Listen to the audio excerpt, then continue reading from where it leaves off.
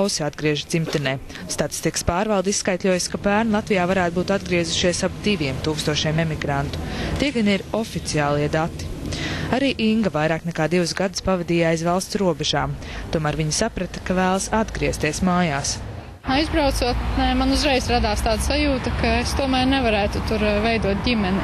Man tomēr tā latviešu mentalitāte ir svarīga arī blakus un arī tojos cilvēkos. Es to tā kā augstu vērtēju. Man ir vieglāk saprasties ar latviešu cilvēkiem. Un otrais arī ir, man pietrūka dabas. Un es tā kā esmu no Latgales, tur ir ezeri un meži. Un man patīk arī sēņot. Un tā, tur es jūtos tā brīvāk.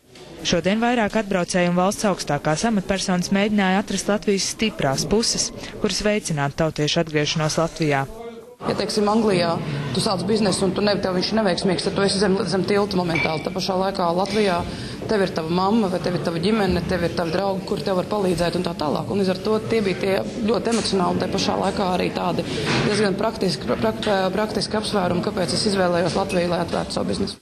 Visi atbraucēji kā viens norāda, ka viņi nav atgriezušies Latvijas valdības labo darbu dēļ. Ekonomikas ministrs gan ir apņēmības pilns iejaukties un palielināt atgriezušo skaitu. Viņi piedāvās vecākiem daudz vieglāk iekļauties darba vidē un bērniem atgriezties skolas solos. Šī plāna nodoms nav atrisināt pilnīgi visas problēmas, pilnīgi visas, kas Latvijā ir, lai cilvēki negribētu braukt prom. Lai viņiem Latvija patiktu, lai patiktu valdība, lai, teiksim, nebūtu nabadzības, mēs to nevaram ar emigrācijas plānu izdarīt. Tas ir neadekvāts gaidas. Plāna izveidi gan apgrūtina neskaidrais reemigrantu skaits. Oficiālie dati neatklāja patieso ainu. Statistikas pārvalde gan norāda, ka viņu darbu apgrūtinot valsts institūciju un pašvaldību kūtrums.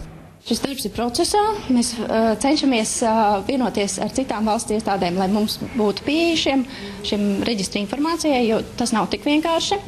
Cenšamies vienoties ar pašvaldībām, lai arī viņi mums dotu šo informāciju, jo šo informāciju mēs nepublicēsim. Statistikas pārvalde cer, ka nākamgad jau izdosies precīzāk noteikt reemigrantu skaitu. Tikmēr ekonomikas ministrs sola, ka aizbraucēju atgriešanas plāns nonāks uz valdības galda pirms Ziemassvētkiem. Laura Pavlovska, Sergejs Medvedevs, TV3 ziņas.